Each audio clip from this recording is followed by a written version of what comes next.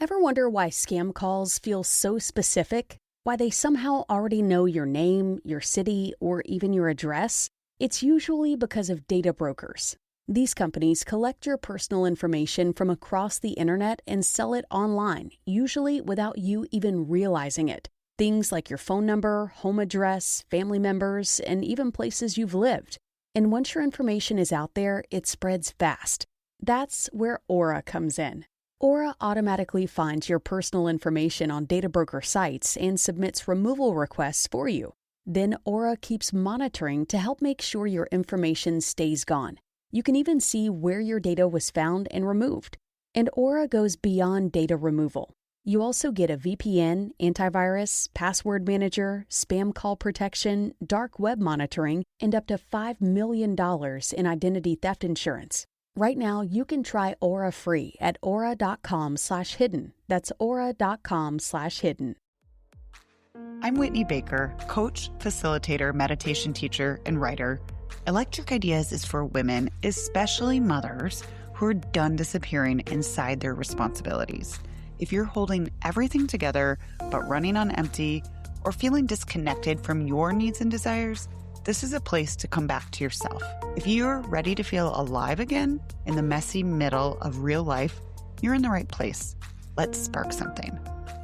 Welcome back to Electric Ideas. I'm your host, Whitney Baker, and this is a Mini Jolt, a short episode where I share stories, inspiration, research, and practices to help you stay self-connected and hopefully feeling a sense of spark and aliveness right in the messy middle of adult life, especially for caregivers. So I don't know if it's just me, but I've been noticing something about the summer season, specifically summer break time for families who have school-aged kids. What I've noticed is that summer seems to have a way of amplifying everything. The highs feel like the highest highs. When our mom visions come together, it almost feels magical. But the dips also feel pretty dippy, like on days when you're in fun mom mode, but things just do not go as planned. And all of a sudden you look around and there's 10 times the amount of dishes and laundry piling up, and you have to stave off a petite panic. And sometimes the days or evening with less structure and more light of summer feel a little roller coasty. My stepson was visiting us last week, and I really wanted to do a picnic at the beach. We live in Chicago, and there's a bunch of great public beaches right on Lake Michigan that are pretty easy to get to for us. So this is a pretty common summer thing to do. And don't get me wrong, I love a good summer picnic spread. I actually enjoy making summer salads and fun appetizers and pretty bowls of fruit galore. But I really made a conscious decision this night that I was not going to make it complicated. I wanted it to feel super easy because we had a lot of moving parts.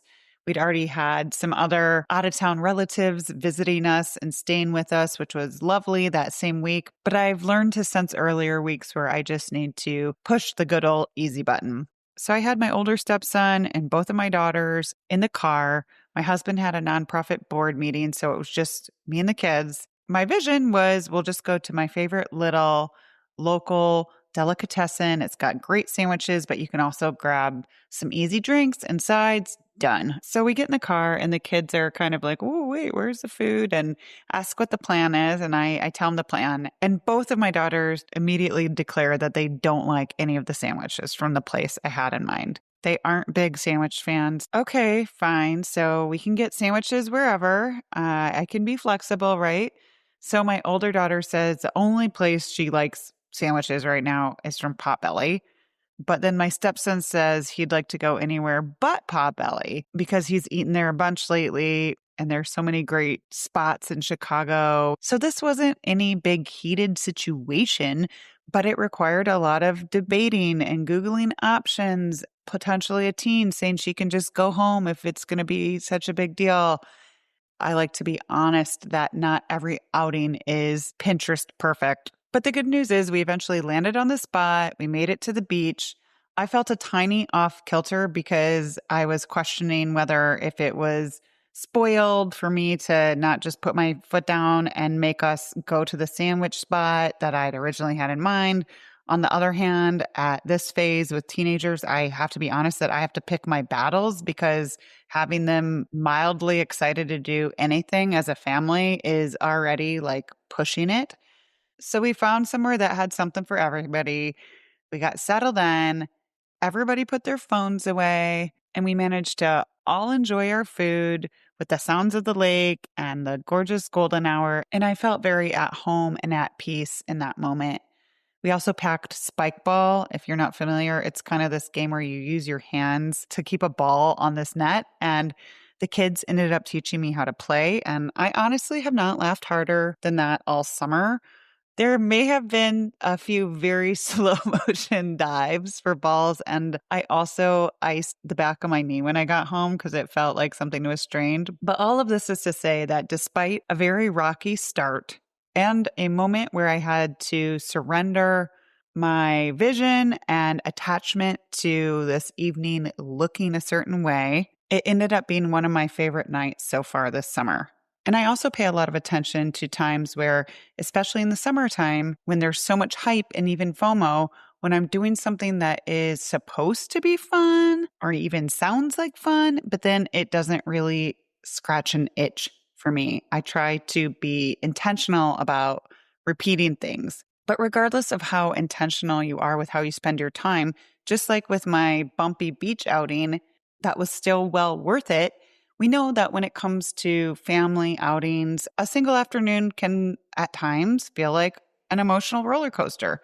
As I mentioned earlier, summer seems to amplify everything. Over the years, I've realized that many of us, especially moms, seem to put summer on a special pedestal. Part of that comes from the era we live in, which researchers call the intensive parenting era.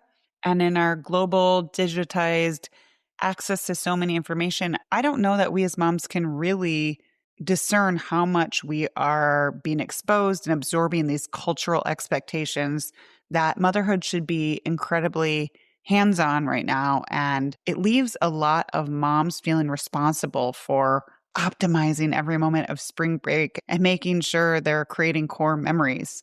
I am very aware, and research bears out that mothers feel culturally pressured to fill summer breaks with curated, often unrealistic experiences. I'm still just a human mother trying to do her best. And I struggle sometimes when things go right, especially because I'm so intentional about trying to get things done so I can be free and present with the time I have with my family. And when it gets spoiled or it feels like people are being cranky or ungrateful, it can be frustrating and disappointing on many levels.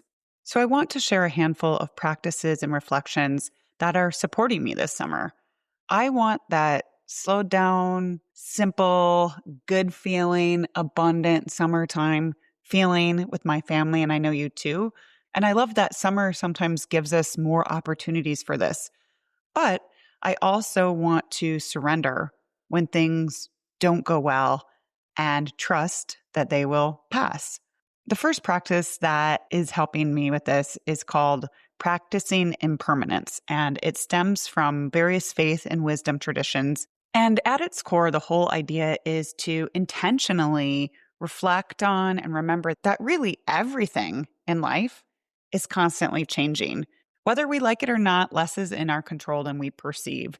We are always in a state of flux. The cells in our bodies are always shifting. The seasons come and pass. The ages of our children and phase we're in our motherhood journey changes day in and day out. And sometimes when you reflect on how fleeting everything is, it can feel a bit sad or nostalgic.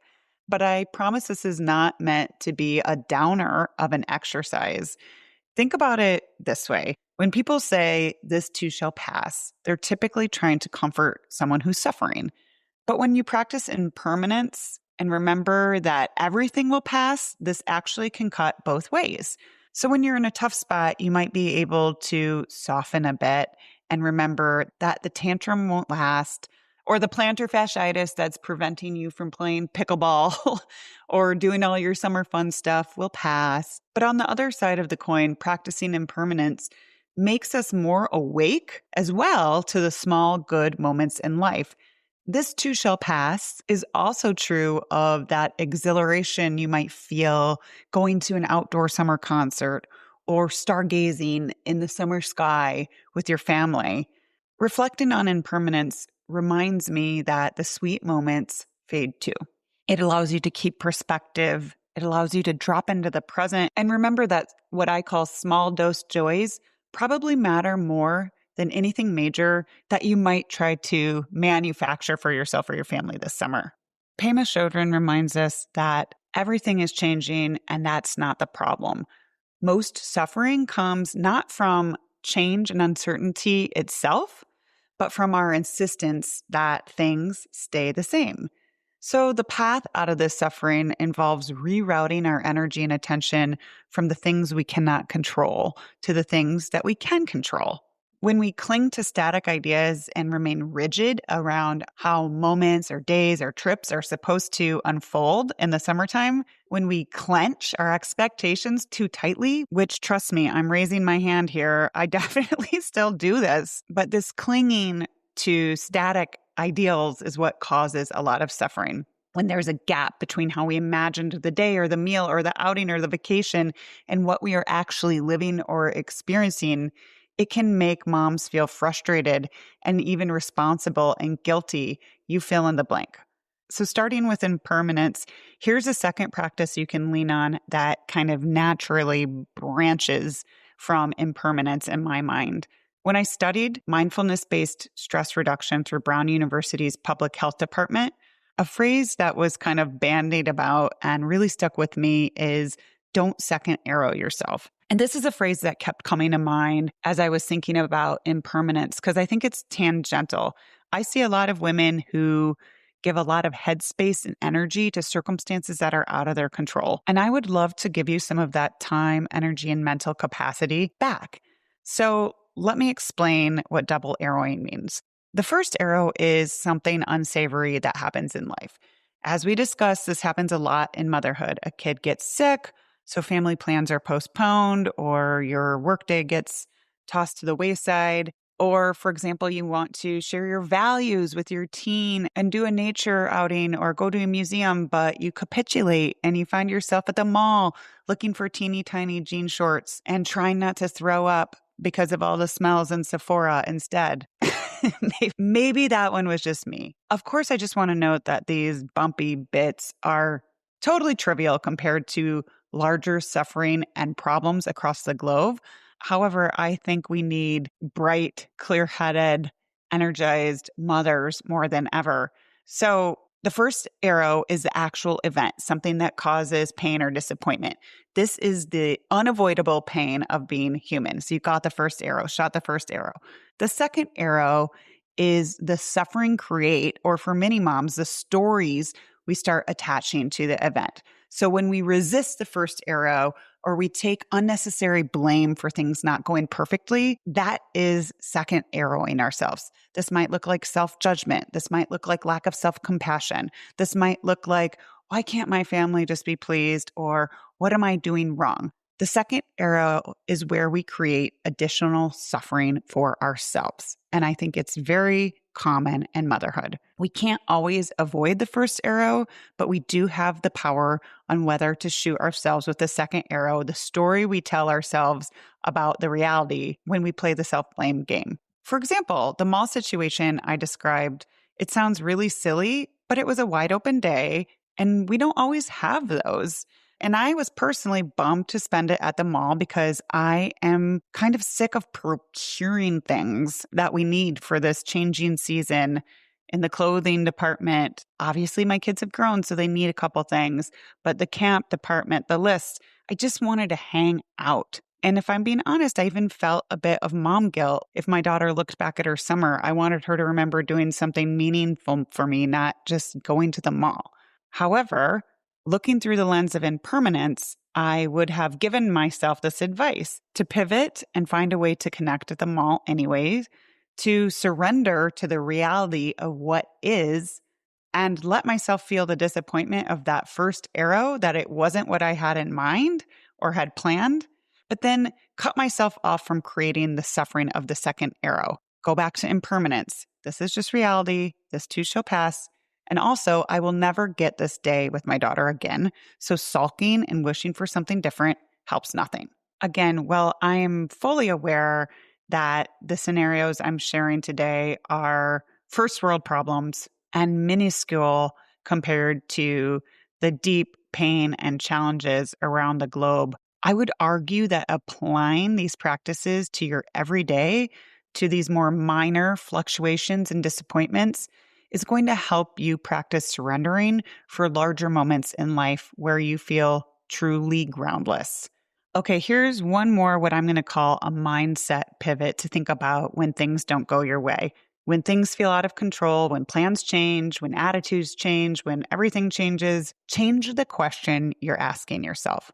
So instead of, what do I want my family to experience this summer? Remember that we as humans, especially mothers who are trying so hard to take care of themselves while getting everything right for their families and raising good people, we experience a lot of suffering when we get attached from outcomes. So instead of, again, what do I want my family to experience this summer? When crap hits the fan, change the question to who do I want to be while experiencing this season with my family? That changes everything. Kids' energy levels are notoriously unpredictable. There's last minute changes in plans. You can't control it if you're on summer vacation and you get horrible service at a restaurant, but you do have influence over something that's way more important. For example, can you be playful and kind despite the circumstances? I don't always get this right. This is why it's called a practice.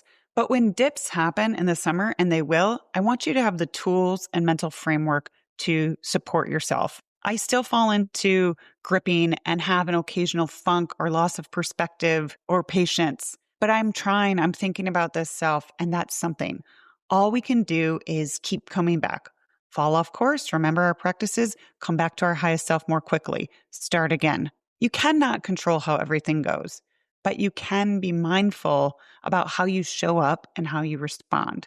I even bet that if you really think about it, some of your best family memories are probably from times when something didn't go as planned and you came together as a family and you had an unexpected shared experience and potentially worked on your resilience muscle together. I know 20 years from now, if I am lucky enough to still be walking this planet, I won't remember every summer outing from this season, but I want summers to have a general warm feeling and warm glow when I think back. And for that to happen, I get to practice taking responsibility for what's in my control and releasing what's not. And you can practice this too. I am not into surface level fluff and quick fixes. I realize that these concepts are deeply layered, and I know you've got a lot on your mom brain. So I do want to give you a quick high level summary of these practices so you can incorporate anything that resonates into your life. So practice number 1, impermanence practice. We know intellectually that we will never live the same moment or phase of life again, that everything is fleeting, but we forget to live like this. And that's why reflecting on impermanence is helpful. Rather than this feeling like a downer, pessimistic exercise, it's really meant to help you appreciate what's here now while also softening the grip a little bit on what's difficult and whatever's making you feel ungrounded. Remember, this too shall pass when you have a big smile on your face. You want to make sure you really let that feeling land in your body, land in your brain, and be where you are instead of literally or mentally leaping to the next thing. Even the good stuff is fleeting. And remember the hiccups, the bumps in everyday motherhood roads. While uncomfortable, these day-to-day, often trivial mishaps are par for the course, and they don't deserve being clung to. The reality of these bumps isn't the issue. Resisting the reality is often what is. That takes us into the second practice. Don't second arrow yourself. So it rains on the one day you've got carved out for a family beach day. It's healthy to sit with discomfort and allowing yourself to feel the reality of the disappointment of what is. That's human. That's the first arrow. I'm not asking you to deny any feelings, but keep an eye out for second arrowing yourself.